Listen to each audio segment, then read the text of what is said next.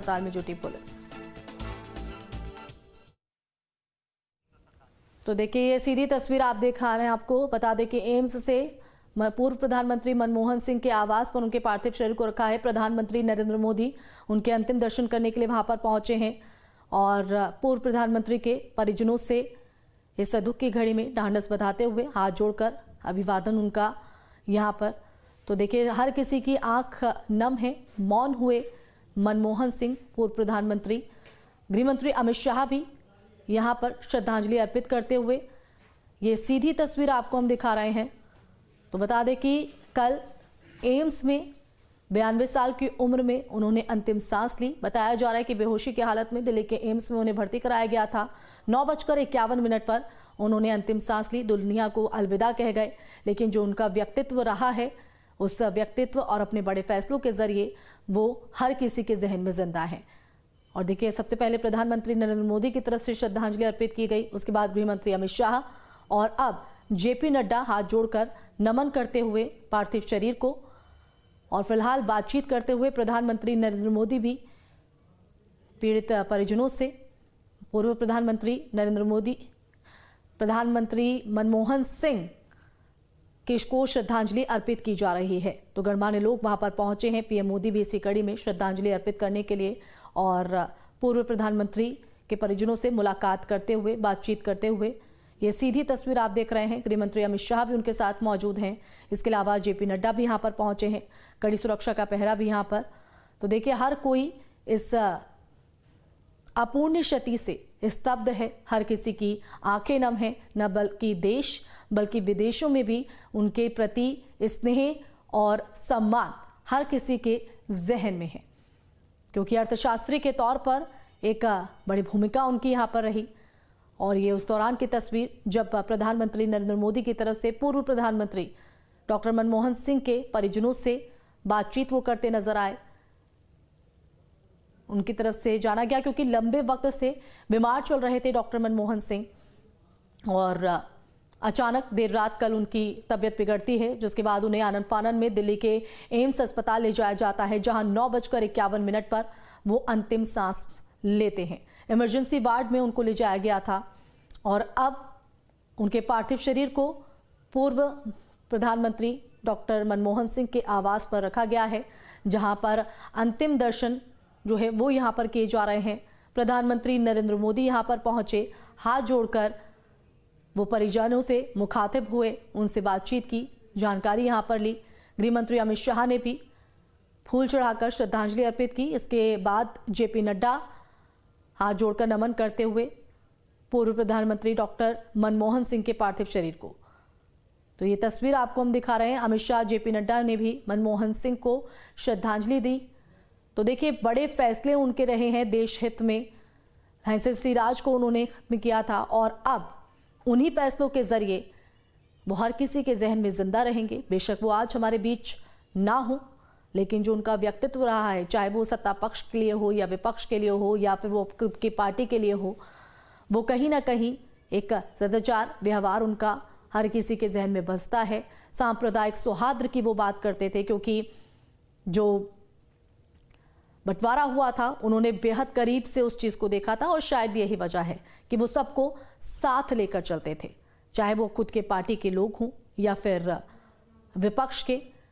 हर कोई उनकी तारीफ करता था, क्योंकि ज्ञान का भंडार उनको कहा जाता था। और सही मायने में अगर देखा जाए, जो उनकी भूमिका, जो उनका देश के प्रति समर्पण रहा है, तो प्रतीक चिन्ह के तौर पर भी उनको देखा जा रहा है। तो हर कोई उनकी इस गैर मौजूदगी से दुनिया से अलविदा पूर्व प्रधानमंत्री डॉक्टर मनमोहन सिंह कर गए हैं।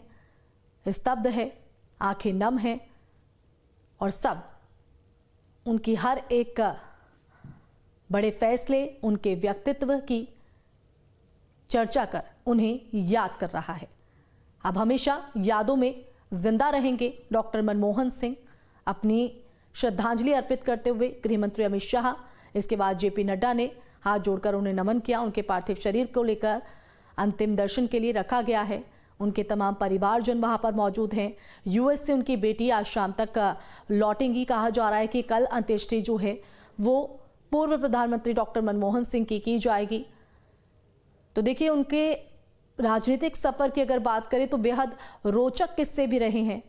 हालांकि उनका जो व्यक्तित्व है बेहद साधारण शांत स्वभाव के थे, लेकिन जिस तरह से राजनीति का सफर उनका रहा है, जिस तरह से उन्होंने राजनीति में एंट्री की थी, वो भी अपने आप में बेहद रोचक हो जाता है। क्योंकि जब पीवी नरसिम्हा राव की तरफ से देर रात आधी नींद से उनको जब उठाया जाता है, प्रस्ताव दिया जाता है, तो वो उसे मजाक में ले जाते हैं और वो दफ्तर अपने जाते हैं। लेकिन जब उनको संसद भवन पहुंचना था, लेकिन वो सोचते हैं कि शायद उनके साथ ही कोई मजाक हुआ है।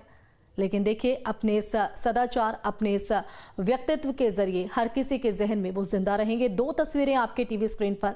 92 साल की उम्र में दुनिया को अलविदा कर गए डॉक्टर मनमोहन सिंह। पूर्व प्रधानमंत्री के तौर पर भी उन्होंने देश की कमान को बहुत ही सादगी, बहुत ही शांत स्वभाव के साथ बेहतर तरीके से संभाला था। आर्थिक नायक उनको कहा जाता था और यही वजह है कि चाहे सत्ता पक्ष हो, विपक्ष हो, हर कोई उन्हें आज नम आंखों से अंतिम विदाई देते हुए याद कर रहा है। संवाददाता मोहित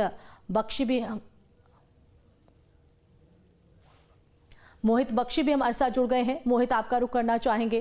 प्रधानमंत्री नरेंद्र मोदी, गृह मंत्री अमित शाह, जेपी नड्डा की तरफ से भी उनके पार्थिव शरीर को नमन किया गया, श्रद्धांजलि दी गई।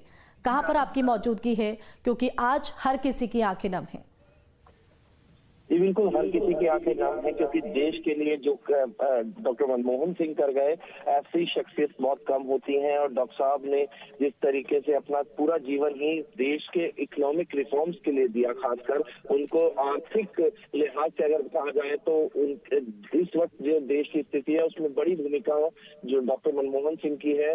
वो लंबे समय तक देश को अलग अलग पदों पर सर्व करते रहे। उन्होंने जो है जब प्रधानमंत्री का पद भी संभाला तो उसके बाद जो है आप देख सकते हैं कि 2004 से 2009 का कार्यकाल जो है उनका सबसे बढ़िया कार्यकाल माना गया उस दौरान। तो अभी भी इसीलिए यही वजह है कि न सिर्फ पक्ष बल्कि विपक्ष की भी, यानी कि कांग्रेस और तमाम सहयोगी दलों की तो आंखें नम है ही, बल्कि देश के साथ साथ विपक्ष के नेता भी जो है अपने श्रद्धा सुमन अर्पित करने के लिए उनके घर पर पहुंच रहे हैं। बिल्कुल, आज वो बेशक हमारे बीच ना हो, लेकिन जिस तरह से उनका व्यक्तित्व रहा है, जिस तरह से सभी को साथ लेकर चलते थे, शांत स्वभाव, जो सदाचार का उनका व्यवहार था, उसके जरिए कहीं ना कहीं वो लोगों के जहन में जिंदा रहेंगे।